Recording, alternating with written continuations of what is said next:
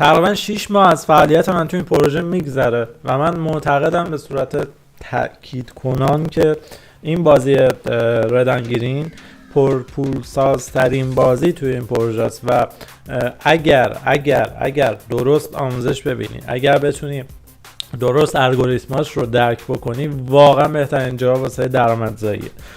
سلام دوستان، خیلی خوش اومدید به یکی دیگه از ویدیوهای آموزشی در زمینه کسب درآمد. با یک ویدیو دیگه در رابطه با پروژه کوینوید در خدمتتون هستم.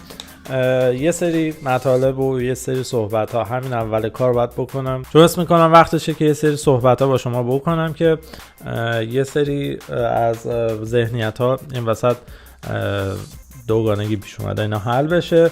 دوستان ببینید، من یه چند تا کامنت دریافت کردم تو این چند وقت اخیر که چرا زدی تو کار بتونم، تو که خودت مخالف اینا بودی و چرا داری همش هم در رابطه با این پروژه ویدیو میسازی این صحبت.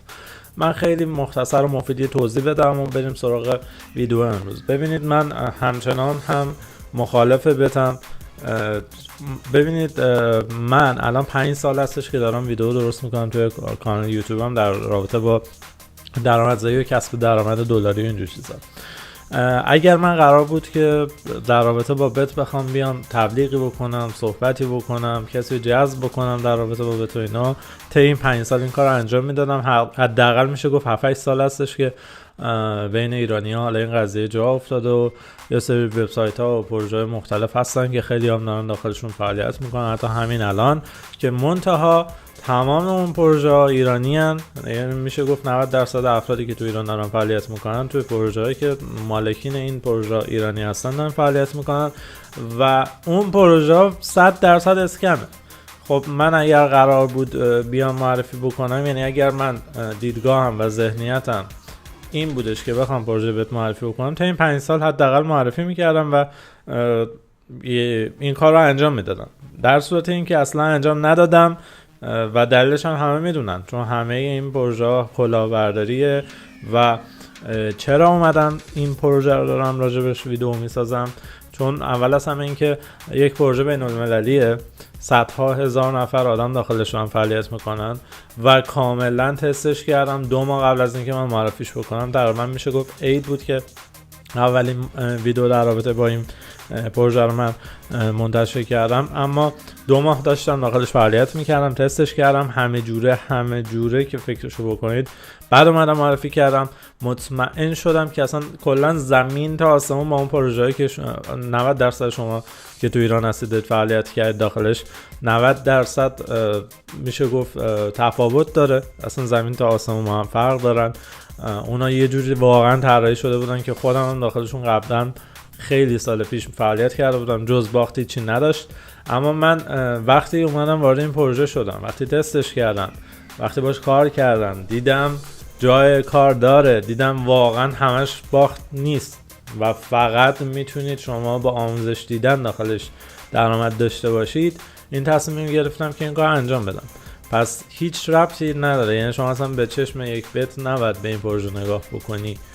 من کاری به کلیت ماجراش ندارم. چیزی که من از داخل این کشیدم بیرون، تو هیچ پروژه‌ای شما نمیتونی این کار رو انجام بدی، تو هیچ پروژه‌ای نمیتونی اینقدر درآمد داشته باشی. من اصلا نیومدم شعار بدم و جذابش کنم و فلان اینا. تمام هر نقطه‌ای از دنیا که خط بشه به سرمایه‌گذاری ریسک خودشو داره و هیچ کس هم منکر این نیست. اما من به نسبت این دارم میگم که با مقایسه با پروژه‌هایی که قبلا دیدم، انجام دادم، کار کردم، مالکانشو دیگه خیلی هم میشناسن و اینا، دارم با اونا مقایسه میکنم. واقعا تفاوت داره، چون صدها هزار نفر اینجا هستن که دارن تو این پروژه فعالیت میکنن. قطعا اون سایت داره چجوری سودشون میکنه. وقتی شما هر بردی داری یا هر باختی داری، این داره سود خودشون میکنه. شما حتی وقتی یک بازی رو میبری، برنده میشی، باز 1% از اون جایزه شما رو به صورت کمیسیون سایت داره دریافت میکنه. و همین دلیله، چون بعضی میگن اگه قرار بود فلان باشه، نمیدونم سایت یه شبه ورشکست میشد، چرا باید بیاد به شما پول بده؟ بنا به این دلیلی که داره کمیسیون خودش رو دریافت میکنه و بنا به این دلیلی که اگه قرار بودش که هر کسی میاد تو این بازی بخواد ببازه، خب دیگه هیچ کسی باقی نمیموند که بخواد تو این پروژه فعالیت کنه و فعالیتش رو ادامه بده. یعنی یه شبه هم سایت از اون طرف هم بخوای با اون دیدگاه هم بخوای نگاه کنی، یه شبه باز ورشکست میشد. پس همه این چیزها رو بعد کنار هم قرار بدید، پازل ها رو کامل کنید، بعد تصمیم بگیرید. اینکه من این همه تعداد ویدیو درست کردم چون تعداد خیلی زیادی بازی داره و از اونجایی که خب خیلیاتون نمیشناسید بازی رو، امکان داره به اشتباه وارد یه بازی بشید که واقعا خوب نباشه اون بازی. خب هر بازی برای خودش قلقای خودش، لمای خودش و یه سری الگوریتم‌های خودش داره که من دارم سعی میکنم همه چیز رو شفاف و واضح بهتون توضیح بدم و آموزش بدم که با چشم باز برید سمتش اگر هم دارید داخلش فعالیت میکنید. کلا این سبک از فعالیت هم مخاطب‌های خودش رو داره. یه سری افراد هم هستن که تو اعتقادات خودشون کلا این قضايا رو نمیگنجه. ما اصلا با اون دوستان هیچ کاری نداریم، اصلا نه پیشنهاد دادیم براشون نه چیزی و همون توی ویدیو اولم اعلام کردم اگر کسی اعتقاداتش با این مسئله درگیره و مشکل داره، همین الان این ویدیو رو خارج بشه، اصلا ادامه نده. ولی خب من به نسبت درآمدزایی که داخل این پروژه داشتم که این چند وقت دیدم پول‌های میشه از داخلش در آورد که شاید ماها طول بکشه تا طرف بخواد به اون پول برسه. از این جهت بوده، از این جنبه بوده و تمام نیت من این بوده که بخوام به افرادی که دارن توی کانال فعالیت میکنن یه خیری برسونم و با اون تجربیاتی که خودم دارم این وسط قرار میدم، در معرض ریسک قرارش میدم، چه سرمایه خودم چه کلا تایم، زمان، هر چیزی، هیچ منتی نیستم، من کارم همینه که بخوام به شما آموزش‌های این چنینی بدم.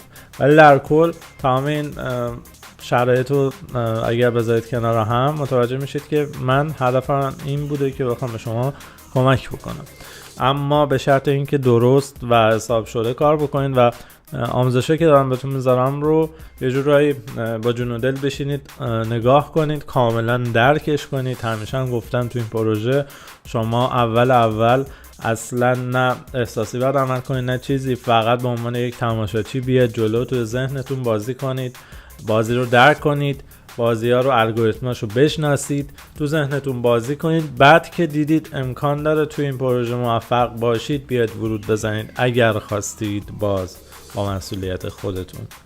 چون من همه موارد رو وظیفم هست، بوده، خواهد بود که به شما توضیح بدم که کسی کوچکترین ناراحتی از من نداشته باشه. خیلی طولانی شد، من معذرت میخوام، سرتون رو درد آوردم. بریم سراغ بازی. خب قبل اینکه توضیحات راجع به بازی ردنگیریم بدم، یه گروه تلگرامی گذاشتیم چون یه سری مسائل و خرده‌کاری‌های ریزه‌کاری‌های مختلف وجود میاد رو دیگه نمیتونیم بابت هر کدومش یه ویدیو درست کنیم. یه کانال تلگرامی هستش که اونجا اختصاص دادیم به این پروژه و یه سری ویدیوها و یه سری استراتژی‌ها رو اونجا به صورت حالا ویدیو خیلی کوتاه قرار میدیم. اونجا هم حتما عضو بشید، لینکش هم توی دیسکریپشن و توی کامنت پین شده است، میتونید عضو بشید و اونجا هم باشید. خب این بازی رو که دیگه تقریبا میشه گفت همه میشناسید. من ببخشید صدام یکم گرفته، اذیتتون میکنه، ببخشید.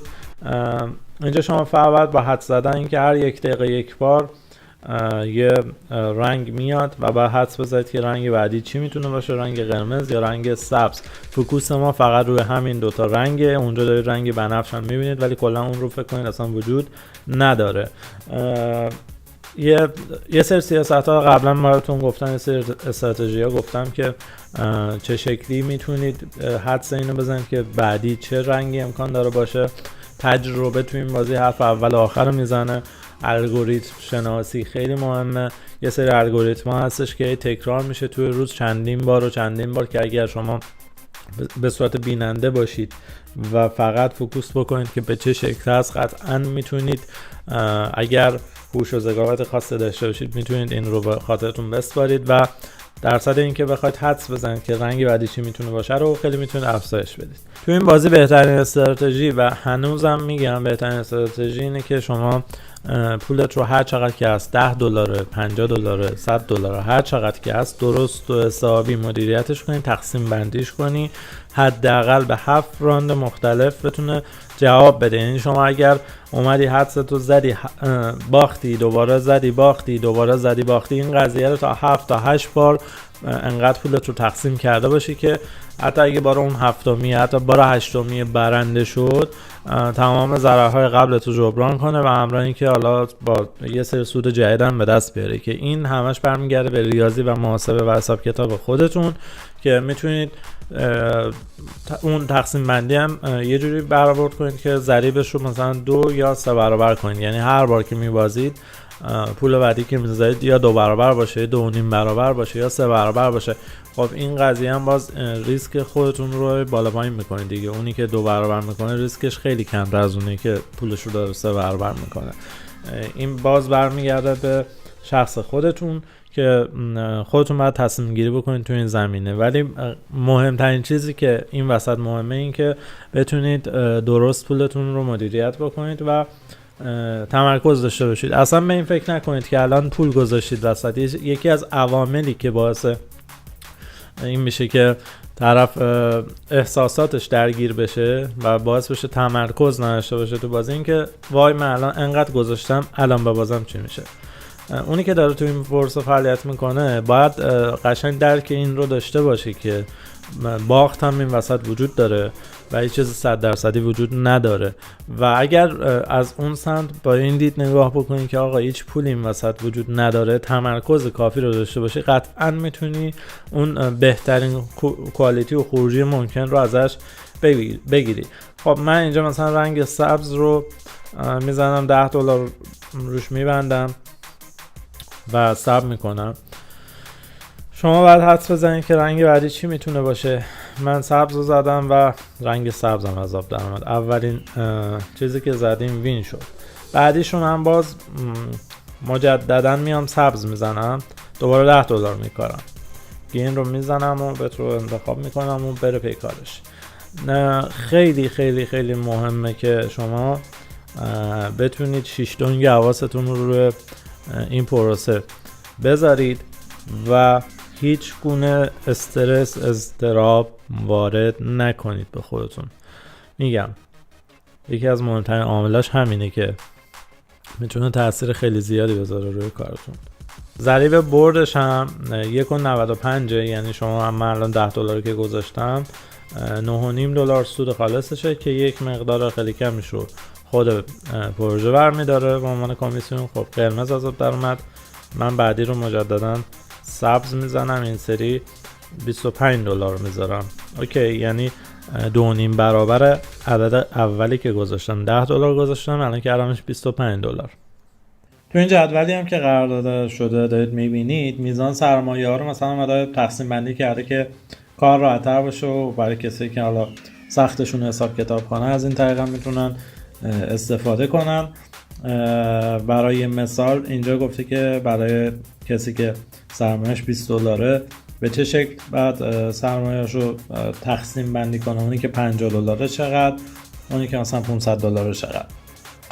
حالا توی پلن 1x گفته برای مثال کسی که سرمایه‌اش $20 هست این اومده اون تقسیم بندی 7 برابری که بهتون گفتم رو انجام داده و توی 7 تا بخش مختلف همونطور که دارید اینجا میبینید 1 2 3 4 5 6 7 توی این 7 تا بخش اومده تمام این توضیحاتی که من بهتون گفتم رو داده که مثلا با چه میزان سرمایه‌ای باید شما کار کنید. اولیش 10 سنت، دومی 30 سنت، سومی 50 سنت، چهارمی $1 و 20 سنت، پنجمی $2، ششمی $5، هفتمی $11. این فقط یک مثاله که در نهایت باز خودتون میتونید تقسیم بندی رو انجام بدید و طبق این فرمول میتونید کار رو پیش ببرید. روی بخش مثلا به قول معروف 9x هم که اومده 9 برابرش تقسیم کرده $500 رو، شما میتونید فکر کنید این $500 نیست، میتونید فکر کنید $50. و به نسبت اون بیا این تقسیم بندی رو انجام بدی. برای مثال این عدد آخر که الان 268 دلاره رو شما باید 26 دلار و 80 سنت بذاری، یعنی خونه آخر میشه 26 و 8، یا قبلش میشه 13 دلار و 50 سنت به جای 135 دلار. میگم یه صفر از این ور از این 500 یه صفر انداختیم، در نهایت شما فکر میکنی که 50 دلار داری. میتونی به این طبق این فرمول 9 قسمت تقسیم کنی که هر کدوم اینا وین بشه باختای قبلیت هم جبران میکنه. این شامل حال تمام بازی است و هیچ فرقی نداره تو کدوم بازی میخوای انجامش بدی. گذشته آموزش‌های خیلی زیادی راجع به بازی رادنگیرینگ گذاشتم که پیشنهاد میکنم توی همون کانال تلگرام اگر برید به صورت کامل ویدیوها اونجا آپلود شده واسه افرادی که حالا سختشون نمیخوان بیان یوتیوب و اینا، همه رو میتونید کامل اونجا دسترسی داشته باشید و کامل ببینید. خب رنگ قرمز شد، یک بار دیگه ما سبز رو انتخاب بکنیم. آره رنگ سبز رو میزنیم، این سری میزنیم 75 تا گرین رو انتخاب کردیم زدیم. الان این 75 تا اگر وین بشه خارج از اینکه اون ضربه های قبلی جبران میشه یه سودی هم این وسط حاصل میشه. در اصل من 25 دلار رو ضرب در 3 کردم این سری، یعنی 3 برابرش رو گذاشتم. من معمولا رندوم اینجوری میزنم که یعنی بین 2.5 تا 3 برابر کارم رو پیش میبرم. خب ببینید سبز شد و وین شد. حالا ما اگر برگردیم بریم توی گیم ریکوردمون اینجا میتونیم ببینیم من یه 10 دلار باختم، یه دونه 25 دلار، در مجموع 35 دلار باخت دادم و 71 دلار و 20 سنت در اصل سودی هستش که من این وسط تونستم به دست بیارم. حالا سود خالص من در مجموع الان 36 دلار فقط از همین 3 تا کلیکی که انجام دادم. قبلش هم که دارید میبینید که 1.5 دلار همین وسط سود من شد. 10 دلار که گذاشتم 9.5 دلار ریسک اون پایینیه رو نبینید که 230 دلار گذاشتم 535 دلار وین کردم. من معمولا چیزای احساسی نمیذارم که کسی تحت تاثیر قرار نگیره، چون من به نسبت سرمایه‌ای که داخل پروژه دارم میان تصمیم میگیرم که الان چه عددی رو بکارم و اون عدد میتونه هر چیزی باشه. شاید برای شما کل مجموع داراییتون 10 دلار باشه، شاید برای من 10,000 دلار باشه. خب من به نسبت 10,000 تا دارم ریسک میکنم، اون عددی که دارم میذارم شما به نسبت اون 10 دلار رو باید ریسک بکنید. این خیلی مهمه. بعضی میان فاز اینو برمی‌دارن که اگه پول نداشته باشی، پول زیاد نداشته باشی، نمیدونم میری کلا فقط میبازی میای بیرون. نه عزیز دلم، هیچ ربطی نداره. چه شما 100 دلار داشته باشی چه 10 دلار داشته باشی، اگه اون استراتژی که داری پیش میبری رو فقط بعد عددش رو تغییر بدی دیگه. اگه مثلا با 100 دلاری داری 1 دلاری میذاری، یعنی بتای 1 دلاری میزنی، با اون 10 دلارت بعد بتای 10 سنتی بزنی، یعنی پس هیچ فرقی در مجموع نداره چه پولت 100 دلاره چه 10 دلاره.